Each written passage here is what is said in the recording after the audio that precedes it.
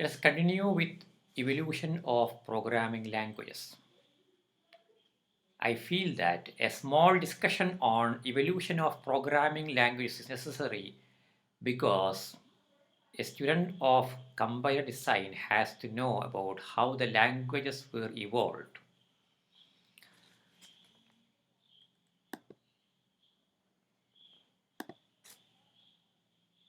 We have learned about generations of computers in our several previous courses.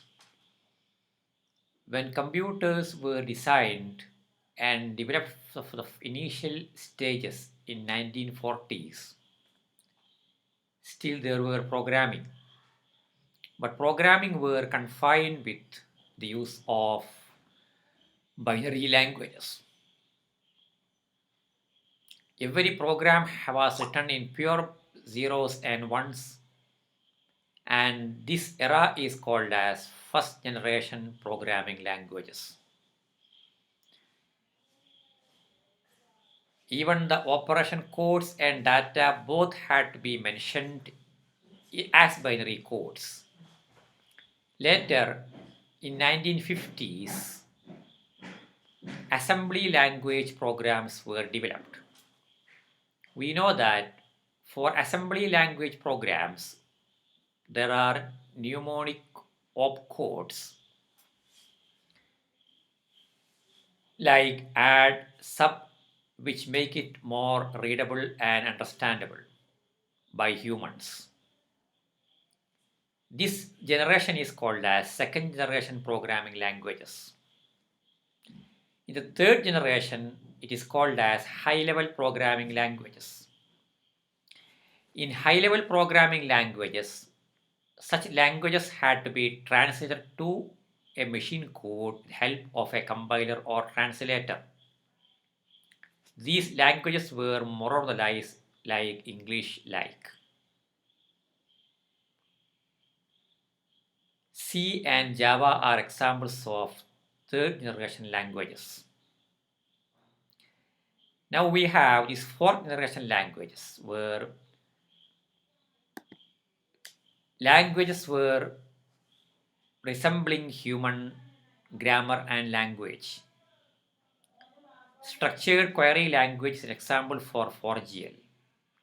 And there are several commercial business softwares which belongs to 4GL class. In the fifth generation languages, designers were attempting to get rid of a programmer from the programming task. And such languages are called as 5th GL programming languages. Prolog is an example for such a language.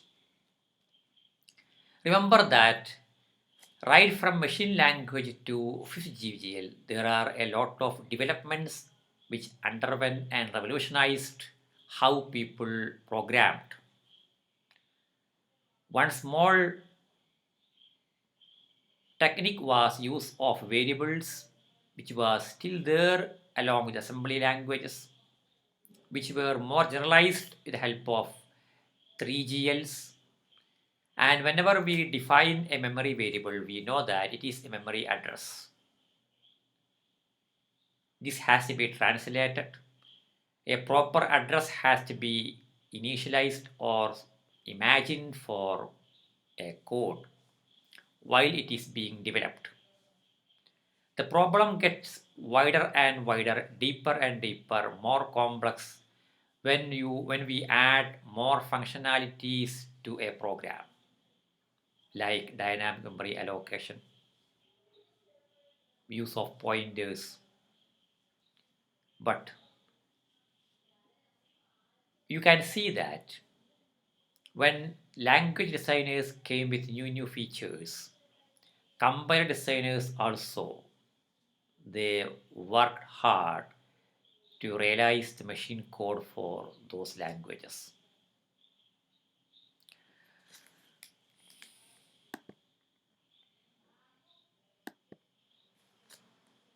Let us go back to this definition on compilers once again.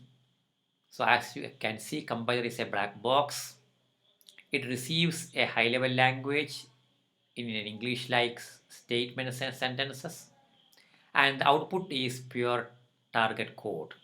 This target code is specifically for a machine architecture. That's how a compiler works. Let us get into a little bit of history how compilers was evolved and how the term compiler was started, in which year the terminology that the compilation technique was proposed. Compiler technique, it appeared as a PhD topic by this genius, Sir Corrado Bohm. He was an Italian uh, professor of computer science who was a pioneer in structured programming, constructive mathematics, combinatory logic, and many prime areas, as you can see here.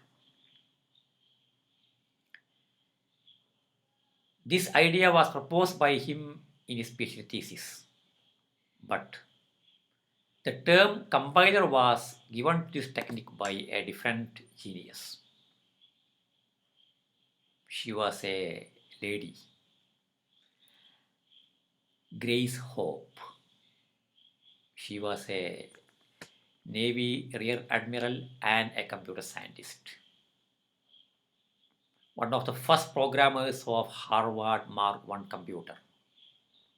And she is counted as a pioneer of computer programming. She invented a lot of tools for compiler techniques. So let's salute these two great personalities when we study this compiler for our PG courses. See, we have to know some basic definitions of compilers. We will not cover all these definitions as you see on the screen. There are several other terminologies also. At least for the exam point of view, we have to know all these. Of course, the first one is what is a translator. This we will not spend much time on this. We know this and we are supposed to know this.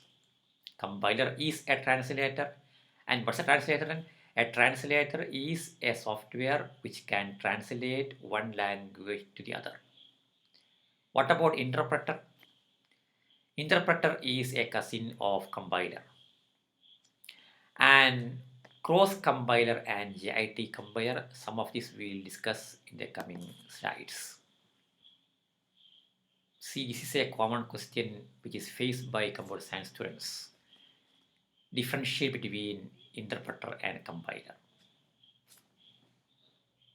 I hope that you know this. In a nutshell, we can say that an interpreter and compiler does the same thing. Both are translators. Both the interpreter and compiler will take source code as the input. Then comes the difference. The interpreter tries to interpret the source code statement by statement. First statement will be translated to the machine code. The second will be taken. So line by line translation and execution is done simultaneously by the interpreter. Whereas a compiler will take the source code as such. Then you will produce either the target code, or if there are any errors, compilation will be stopped and errors will be flashed to the programmer so that he or she can correct those mistakes. Other difference, other difference opinions. I want spend much time on that. You can see on my slide. Just go through that. Python and Ruby are primary languages where interpreters they are interpreted languages, whereas languages like C, C++ are called as compiled languages. Now, what's a cross compiler? A cross compiler is another compiler which creates the target code suitable for a machine that's different from the machine in which it is currently being run. To understand it better, just take this example.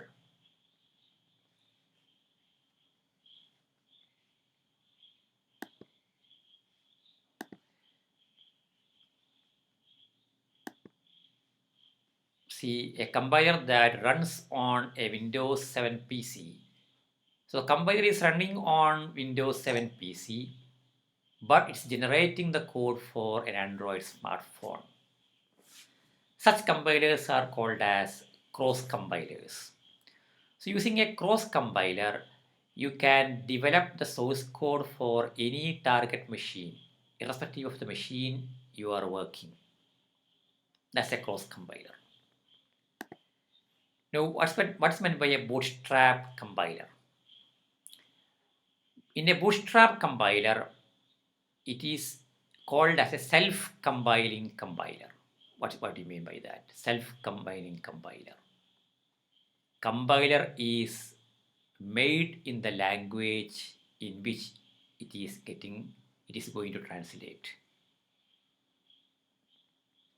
So you have a programming language to be translated or compiled. You define a compiler for that, you develop a compiler for that, and you use the same programming language even to define that compiler. Suppose that you have a C compiler and you design the C compiler using C programming language. Such techniques are called as bootstrapped compilers.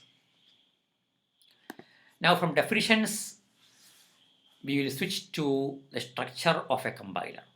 How a compiler is structured. Black box we have seen, it receives the input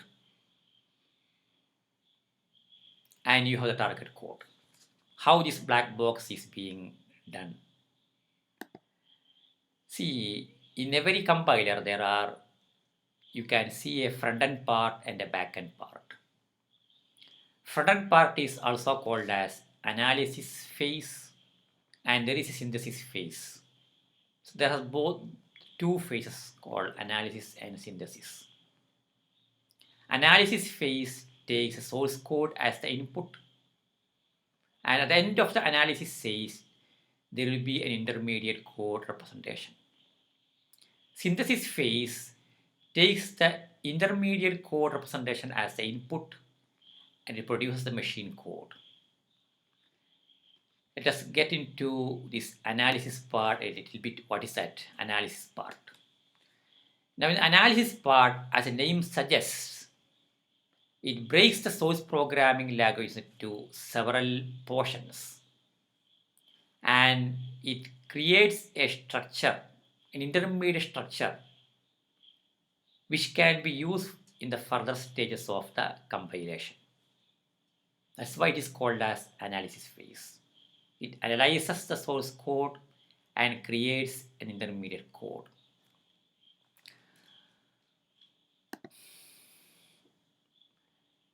In this analysis phase, there are two outcomes.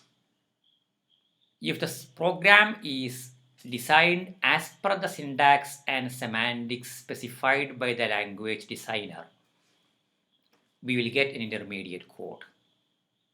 Otherwise, in the analysis phase, compiler will flash errors which can be used by the programmer to correct his mistakes.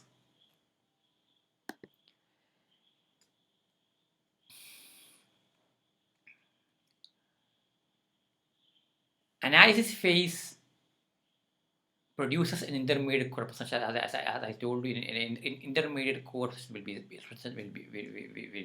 created, and along with the intermediate code representation, Analysis phase also will create a table called a special data structure called as symbol table. Symbol table is a data structure which has all details regarding all identifiers in a programming language. Why identifiers are specially being kept in a data structure, that you will know in the portions to come.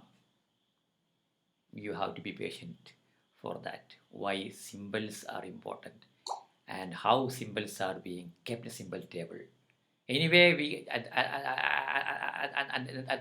the lowest level, let us say that symbol table will be populated in the analysis part and it will be referred in the synthesis part of compilation.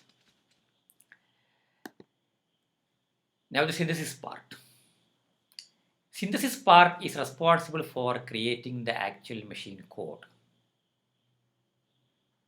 It takes the intermediate code, it refers to symbol table, it generates the machine code, and if the machine code is to be optimized, even that will be done in the synthesis part.